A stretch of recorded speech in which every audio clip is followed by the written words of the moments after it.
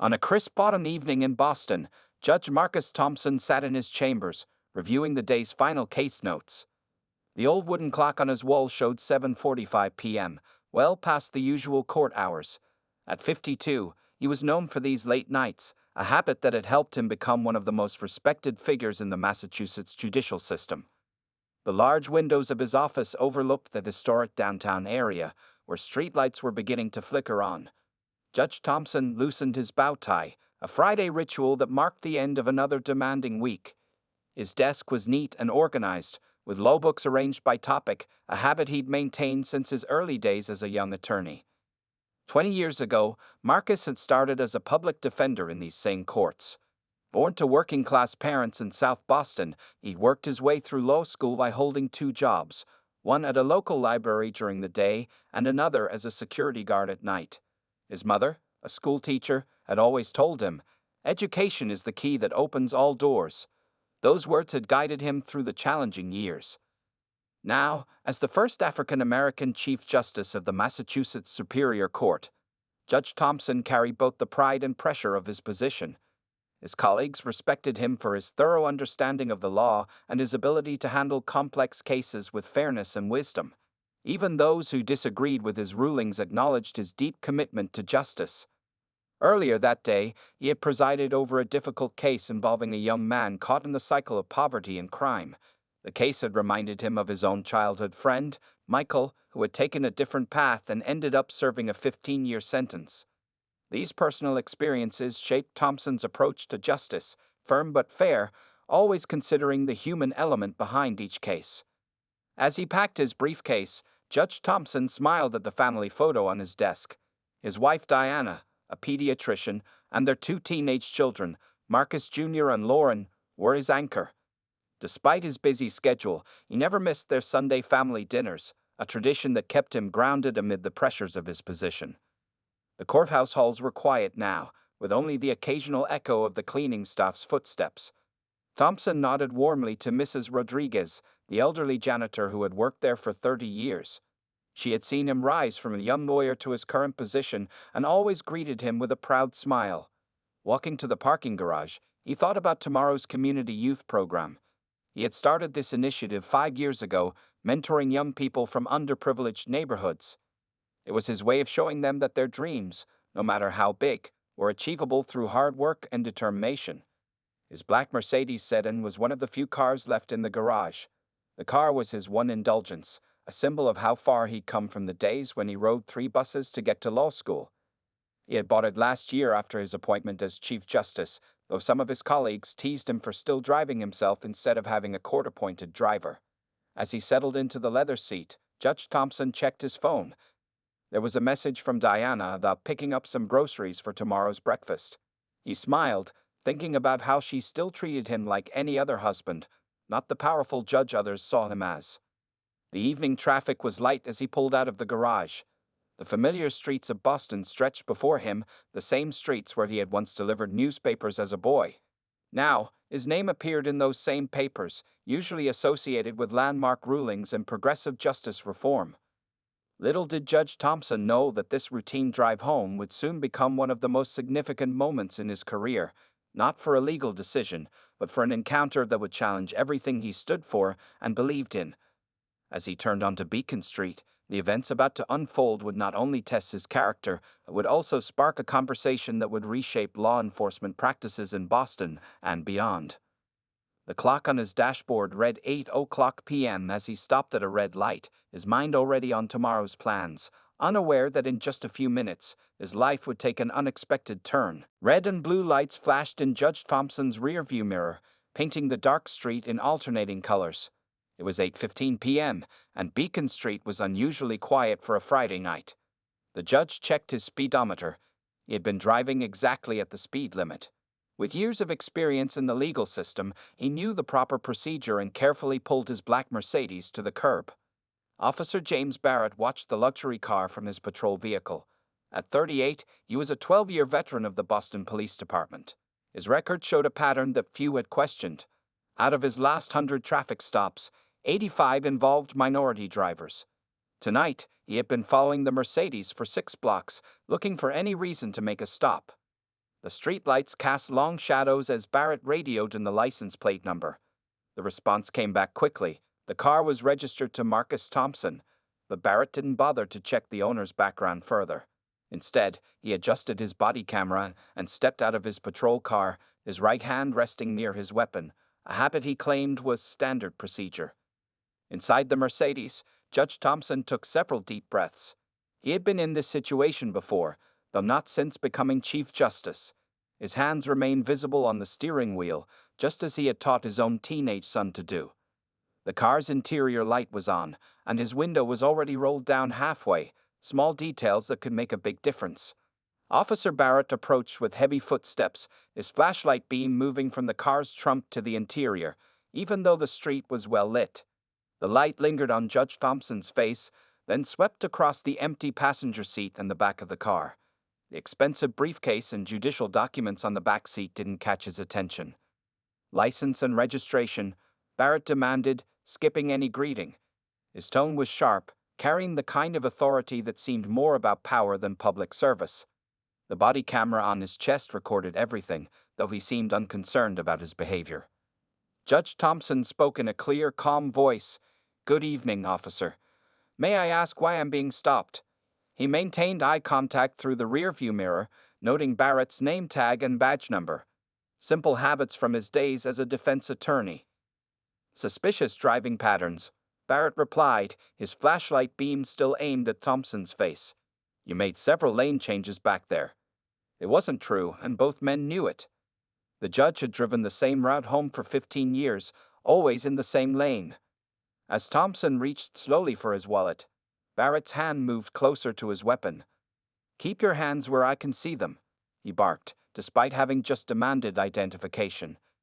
The contradictory commands were a familiar tactic to Judge Thompson, who had seen it numerous times in his courtroom.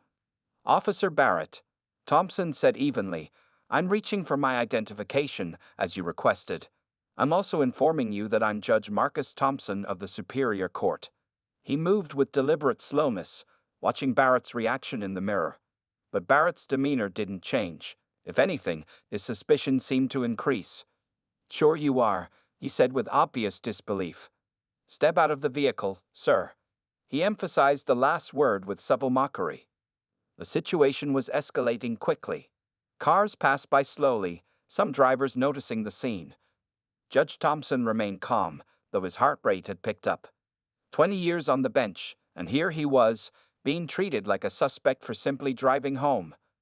Barrett moved slightly back from the car, creating what he would later call a tactical position. His flashlight beam never wavered, and his stance suggested he was preparing for resistance. "I won't ask again," he said. "Exit the vehicle."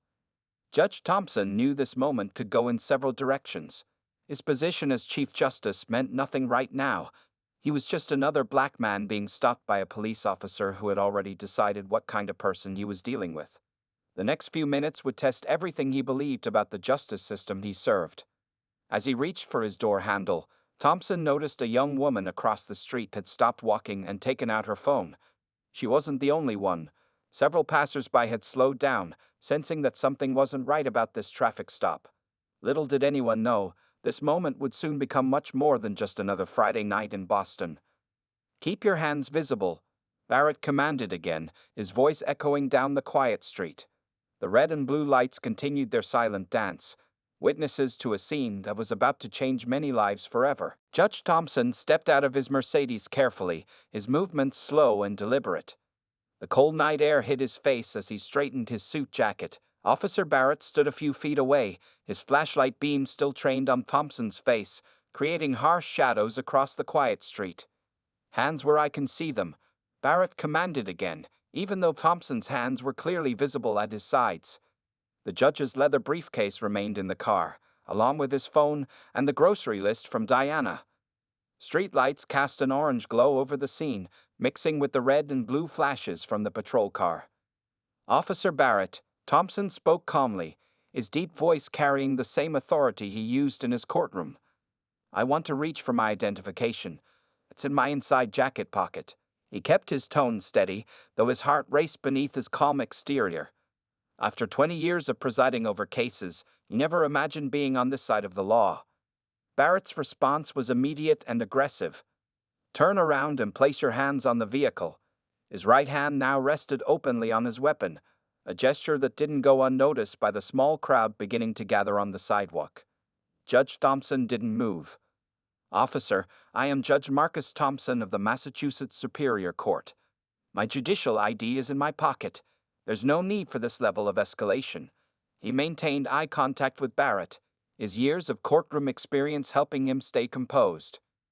"I don't care if you're the president himself," Barrett snapped. "When an officer gives you an order, you comply first and complain later."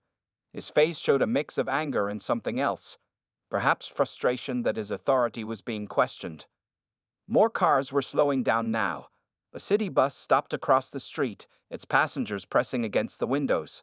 Sarah Chen, a law student who had been walking home from the library, had her phone out, recording everything.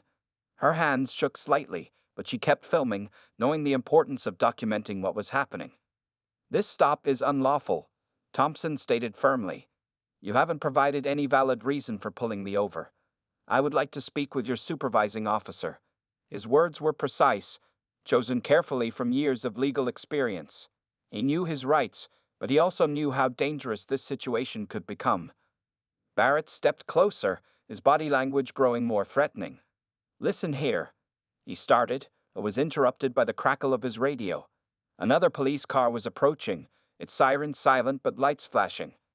The tension in the air was thick enough to cut with a knife. Judge Thompson thought about his son, Marcus Jr., and the conversations they'd had about handling police encounters. He had always taught his children to stay calm, be respectful, but know their rights. Now here he was, living out the very scenario he had warned them about. A small group of onlookers had gathered on both sides of the street. Some had their phones out, recording the scene. Others whispered among themselves, recognizing the distinguished judge from news coverage of his recent high-profile cases.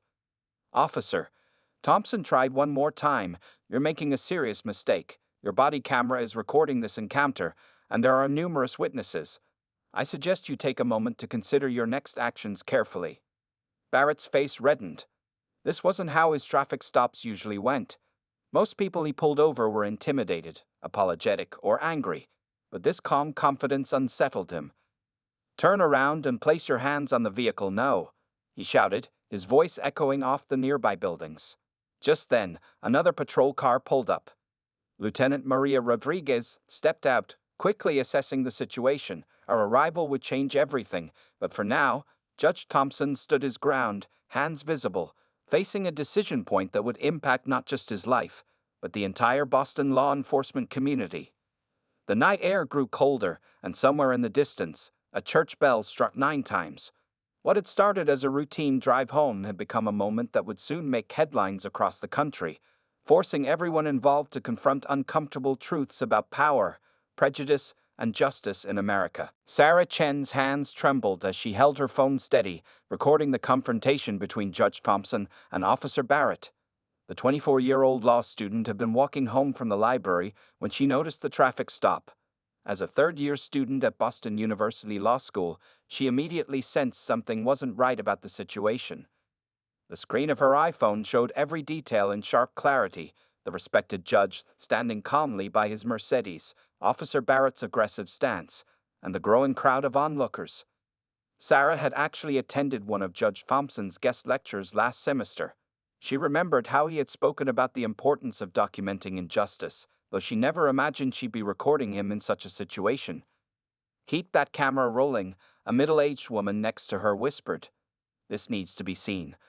The woman introduced herself as Barbara Wilson, a local high school teacher. More people joined them on the sidewalk, their faces illuminated by the patrol cars' flashing lights. Some pulled out their own phones, creating a wall of digital witnesses. Sarah's mind raced back to her constitutional law classes. Everything about this stop seemed wrong. No probable cause, escalation without justification, and clear signs of racial profiling. She made sure to capture Officer Barrett's name tag and badge number clearly in the video, just as she'd learned in her civil rights law seminar. The night air was getting colder, but Sarah didn't move. Her phone showed 47% battery life, enough to keep recording for hours if needed. She shifted her position slightly to get a better angle as Lieutenant Rodriguez arrived on the scene. The contrast between the two officers was striking.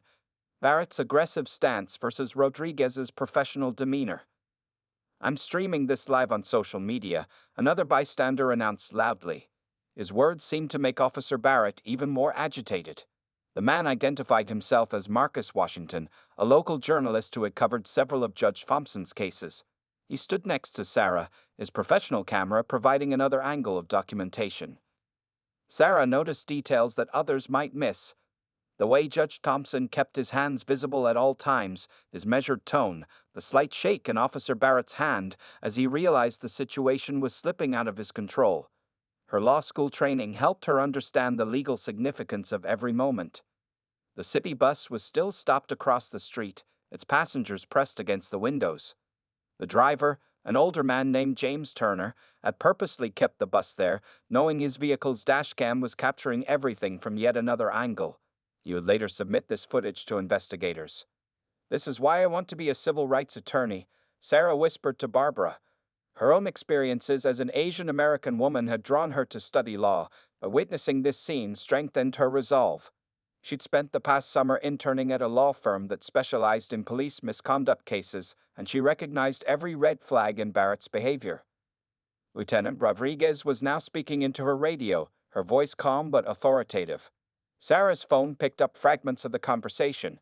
"Chief Justice Thompson, situation under control. Officer Barrett, stand down." The lieutenant's arrival had changed the dynamic, but Sarah kept recording, knowing that every second could be important.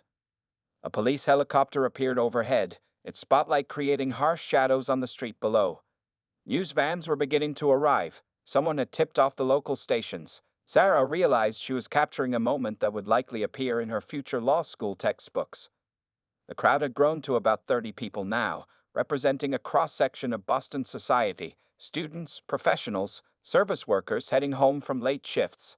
They stood in silent witness, their presence a testament to the community's unwillingness to let such incidents go unnoticed. Sarah's professor's words from last week's lecture echoed in her mind. The law lives in moments of crisis. She was watching such a moment unfold, her phone documenting every detail. The video would later become crucial evidence, not just for this incident but for broader discussions about police reform. As more patrol cars arrived, Sarah noticed Judge Thompson glance in her direction. Their eyes met briefly, and she saw him give a slight, appreciative nod. In that moment, she understood that she wasn't just a witness. She was part of the justice system working exactly as it should, with citizens keeping watch over those in power. The timestamp on her video read 9:17 p.m. In less than 20 minutes, she had captured footage that would spark a national conversation about law enforcement, racial bias, and the power of citizen journalism in the digital age. Lieutenant Maria Rodriguez stepped out of her patrol car with the confidence of a 15-year veteran. At 42, she had seen plenty of tense situations, but this one was different.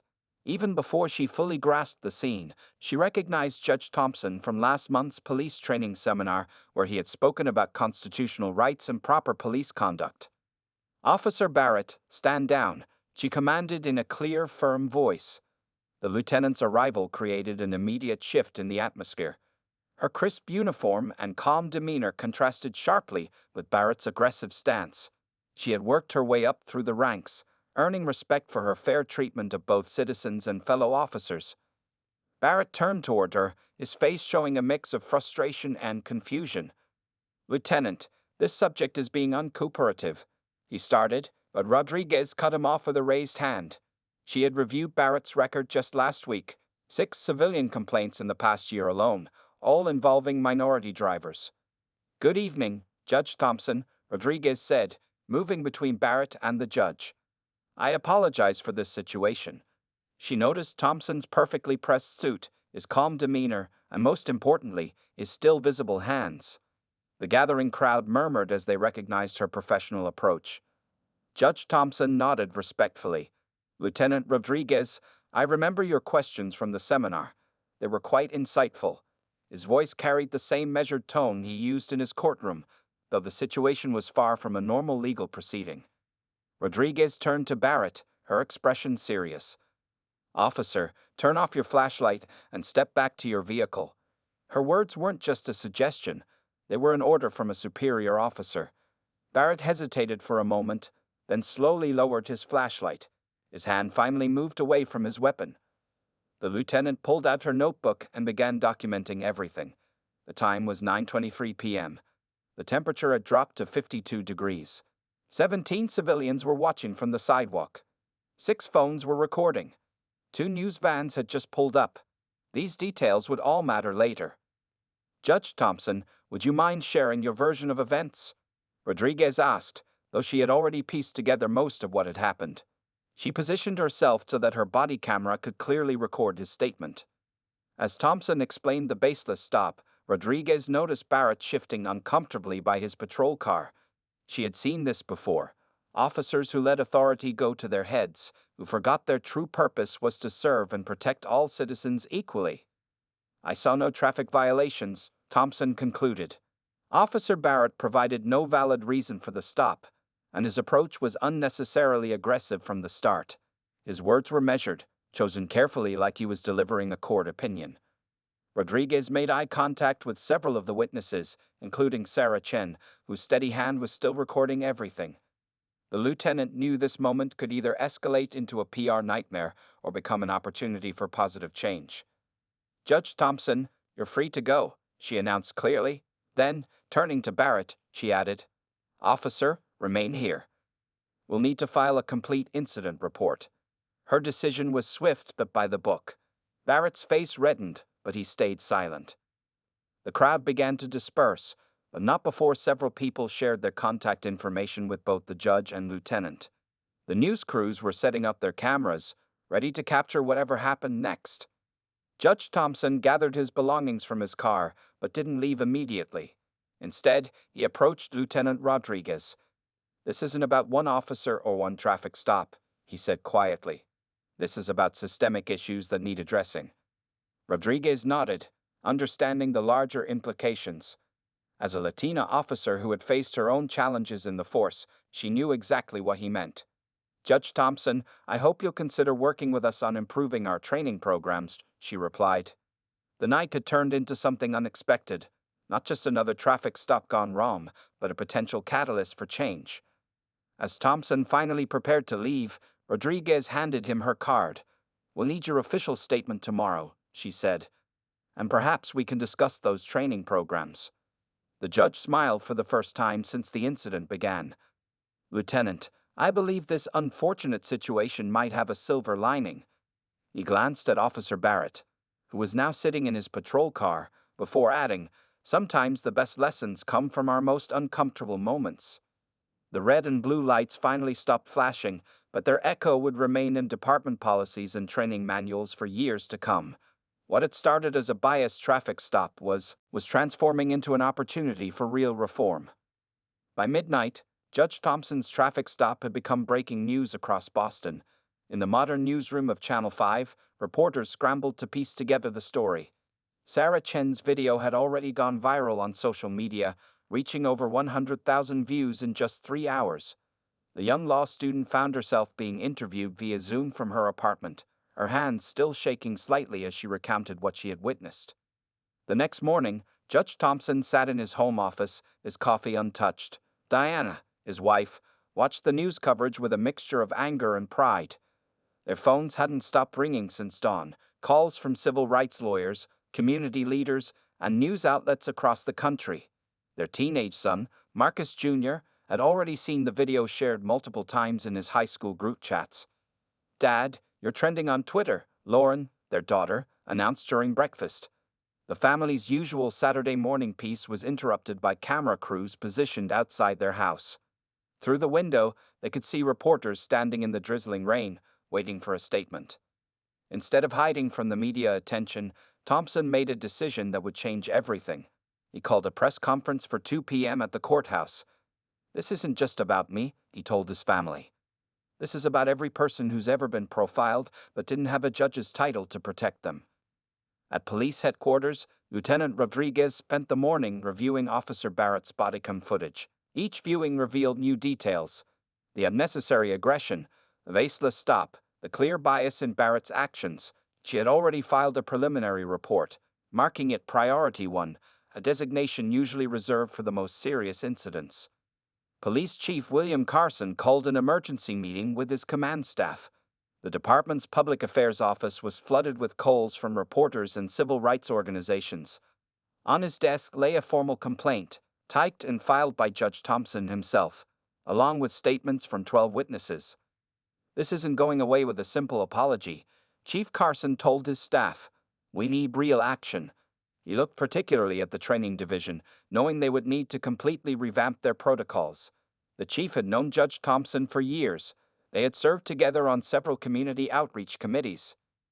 Sarah Chen's phone buzzed constantly with interview requests. Major news networks wanted to hear from the law student who captured it all. Her video had become the centerpiece of every news report. Professor Jenkins, her constitutional law teacher, called to commend her quick thinking and offered to help her handle the media attention. By early afternoon, civil rights organizations had mobilized. Reverend Michael Clark, a prominent community leader, organized a peaceful gathering outside the courthouse. Hundreds of people showed up, holding signs that read "Justice for All" and "Stop Racial Profiling." Among them were several of Judge Thompson's former defendants, people whose lives he had impacted positively through his fair rulings. Officer Barrett sat in the police union office, looking defeated. His supervisor had placed him on immediate administrative leave pending investigation. The union representative explained his rights, but even he seemed uncomfortable defending Barrett's actions. The dashcam footage and multiple witness videos left little room for alternative interpretations. At 2 p.m. sharp, Judge Thompson stepped up to the microphones in the courthouse plaza. Wearing his usual dignified expression, he addressed the crowd. "What happened last night was not about me. It was about a systemic problem that affects thousands of citizens every day. I'm in a unique position to turn this incident into meaningful change, and that's exactly what I intend to do." The press conference was carried live on all major networks. In police precincts across Boston, officers gathered around TV screens, watching their most respected judge describe an experience many had sworn to prevent.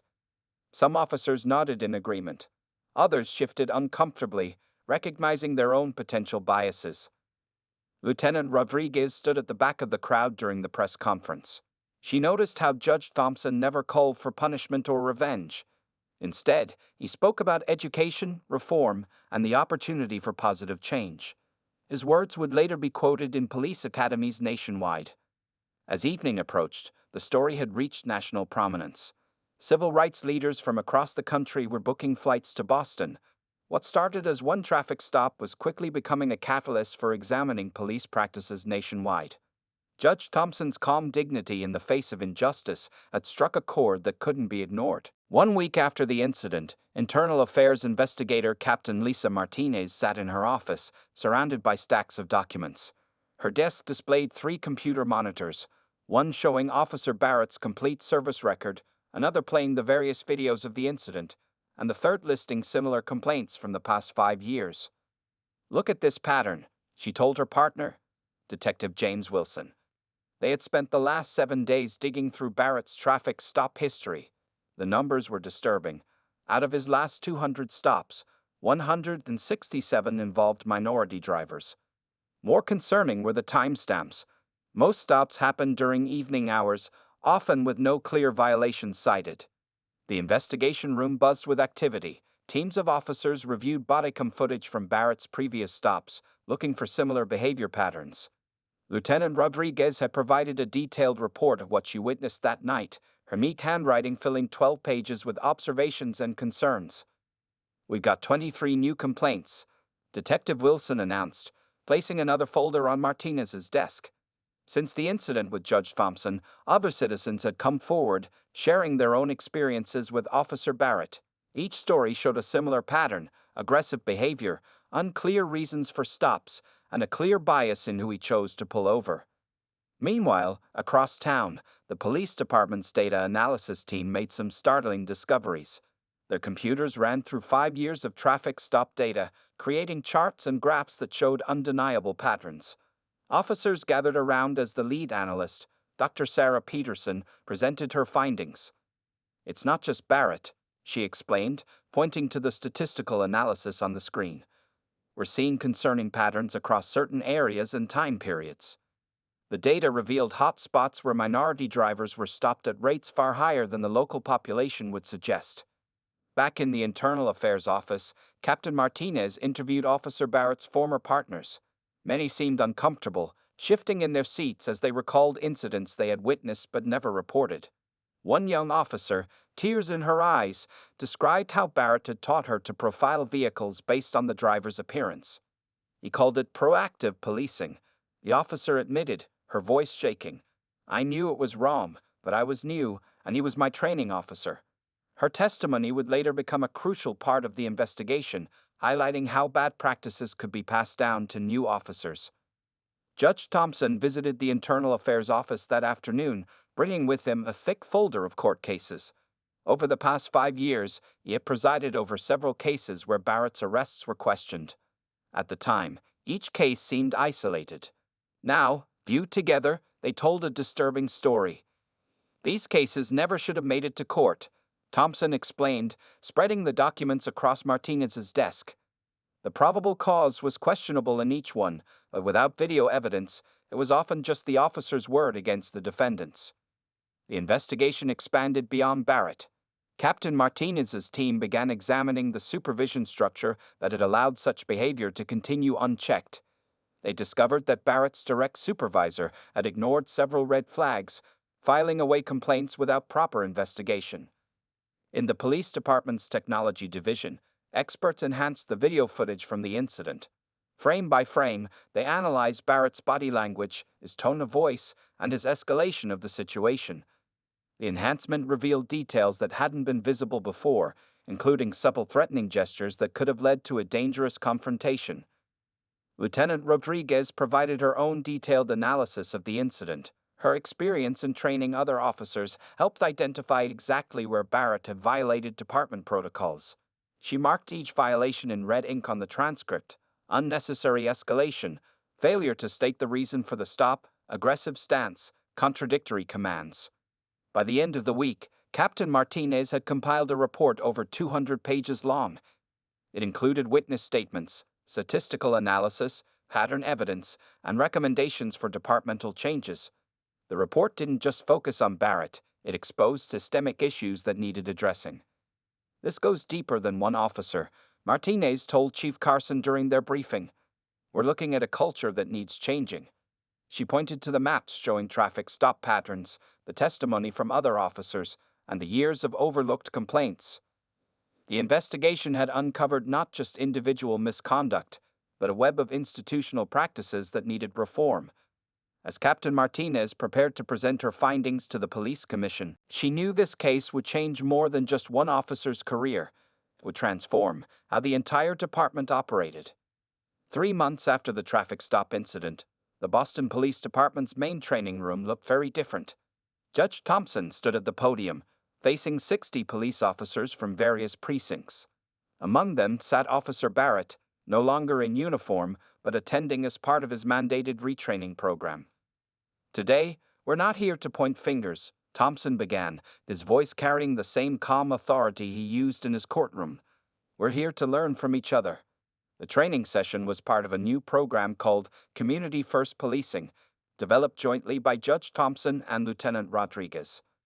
Around the room, screens displayed real body camera footage from various traffic stops, including Barrett's encounter with the judge. But instead of using it to shame officers, Thompson used these videos as teaching tools. He posed at key moments, asking officers to identify better approaches and alternatives. Officer Barrett, sitting in the front row, had changed since that night. The investigation had shaken him deeply. Instead of fighting the findings, he had done something unexpected.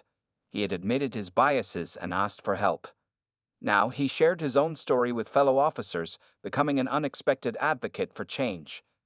I never saw myself as racist, Barrett told the room, his voice heavy with emotion. But looking at my own stop records, the pattern was clear. I had to face some hard truths about myself. His honesty made an impact on other officers who might have been resistant to the training.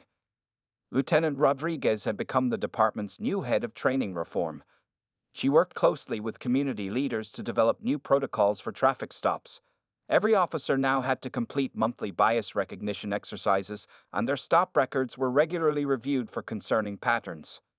In the department's technology division, a new computer system tracked every traffic stop in real time. Officers knew their actions were being monitored not just for individual incidents, but for patterns over time. The system would flag potential bias issues before they became serious problems. The changes went beyond just training. Judge Thompson had helped design a new community oversight board that included people from all walks of life. Sarah Chen, now in her final year of law school, served as the board's youngest member, bringing her perspective as both a law student and a witness to the original incident. Police Chief Carson implemented a guardian, not warrior approach to policing. Officers received new uniforms designed to appear less militaristic. Patrol cars were repainted with community-friendly designs. Even the language in police reports changed, focusing more on communication and de-escalation rather than confrontation. The department's break room, once filled with tough guy police movies, now showed videos of successful community policing. Officers shared stories of positive interactions, celebrating those who found peaceful solutions to tense situations. The culture was slowly but surely shifting. Barrett's own transformation became a powerful example. He now led a weekly discussion group where officers could talk openly about their experiences and biases. If I can change, he would tell them, anyone can. His humility and willingness to learn had earned him unexpected respect from both colleagues and community members. Judge Thompson's chambers became a regular meeting place for police leadership and community representatives. Together, they reviewed body camera footage, discussed challenging situations, and worked on improving police-community relations. The walls that had once divided them were starting to come down. The results began to show in the numbers. 6 months after implementing the new programs, traffic stop complaints had dropped by 60%. Officers reported feeling more confident in their interactions with the public. Community satisfaction surveys showed increasing trust in law enforcement. Local news stations, which had once rushed to cover the controversial traffic stop, now ran positive stories about police-community partnerships. They showed officers playing basketball with neighborhood kids, attending community events, and working alongside residents to solve local problems. Other police departments took notice. Delegations from New York, Chicago, and Los Angeles visited Boston to study the new programs. Judge Thompson and Lieutenant Rodriguez were invited to speak at police academies across the country, sharing their story of how one incident led to meaningful change. 1 year after that fateful night, the department held a community celebration in the park near where the traffic stop had occurred. Officers and citizens shared meals, played games, and talked openly about their experiences. Officer Barrett and Judge Thompson stood side by side, living proof that change was possible when people were willing to learn and grow. The old saying that every crisis is an opportunity had proved true. What could have been just another negative headline had instead become a catalyst for real, lasting change in how police and communities work together. 2 years after the traffic stop that changed Boston's police department, Judge Marcus Thompson stood in front of a packed auditorium at the National Police Academy in Washington, D.C. Police chiefs from 50 major cities sat in the audience, eager to learn from what had become known as the Boston model. Real change doesn't happen overnight, Thompson began, looking across the sea of faces. It happens one conversation, one decision, one person at a time. Behind him, a large screen showed statistics from Boston's transformed police force. Traffic stop complaints down 75%, community trust up 80%, and officer job satisfaction improved by 65%. Officer James Barrett, now promoted to sergeant, sat in the front row. He had become an unlikely hero in the story of police reform. Today, he traveled with Judge Thompson, sharing his personal journey from being the officer who made that biased traffic stop to becoming a national trainer in police bias awareness. I was the problem, Barrett told the audience, his voice steady and honest. But thanks to Judge Thompson and the department's willingness to help rather than just punish, I became part of the solution. His words carried extra weight because everyone knew his story. It had been featured on national news and documentary programs. Sarah Chen, who had recorded the original incident, was now a civil rights attorney. She worked closely with the police department, helping review policies and representing community interests. The phone she had used to record that famous video sat in a display case at the Boston Police Museum, along with other items that marked this turning point in police history. Lieutenant Rodriguez, now Captain Rodriguez, led the department's newly created Community Relations Division. Under her leadership, every officer spent at least one day each month working directly with community programs. They coached youth sports teams, taught in schools, and participated in neighborhood events. The changes had spread far beyond Boston. 20 other major cities had adopted similar programs, each tailored to their local communities, but following the core principles developed in Boston. Police academies across the country now included the traffic stop video in their training materials, using it to teach what not to do, and more importantly, how to do better. Judge Thompson's family had also been transformed by the experience. His son, Marcus Jr., now in college, was studying criminal justice with plans to become a police reform advocate. His daughter Lauren had started a successful social media campaign called Bridge the Blue Line, which helped connect police officers with the communities they served. The courthouse where Thompson presided looked different now. The walls displayed photographs of police officers and citizens working together at community events.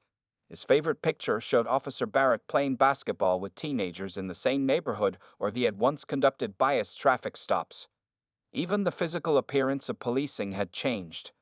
Patrol cars now carried the slogan, "Guardians of Community," instead of "To Protect and Serve." Officers wore body cameras that live-streamed to a public oversight portal, making transparency the norm rather than the exception. One day, as Thompson left the courthouse, he noticed a traffic stop in progress. The scene was remarkably different from his experience 2 years ago. The officer approached the car with respect, clearly explained the reason for the stop, and treated the driver with dignity. This wasn't unusual anymore, it was the new standard. Boston's crime rates had dropped significantly, not because of aggressive policing, but because of improved community trust and cooperation. Citizens now saw officers as allies rather than adversaries. Tips about criminal activity increased, and witnesses were more willing to come forward.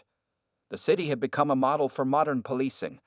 Documentary filmmakers, researchers, and police officials from around the world visited to study what became known as the Thompson-Barrett Protocol, a comprehensive approach to bias-free policing named after the judge and the officer whose confrontation sparked the change. At the end of his Washington speech, Judge Thompson shared the stage with Barrett, Rodriguez, and Chen. Together, they represented the full circle of transformation, from confrontation to collaboration, from bias to understanding, from problem to solution. The legacy of that night isn't in the changed policies or improved statistics, Thompson concluded. It's in the changed hearts and minds of both officers and citizens. We learned that when we face our problems honestly and work together for solutions, real change is possible. As he finished speaking, the audience rose in a standing ovation. The story of one traffic stop had become a blueprint for nationwide police reform, proving that even the darkest moments could lead to the brightest changes.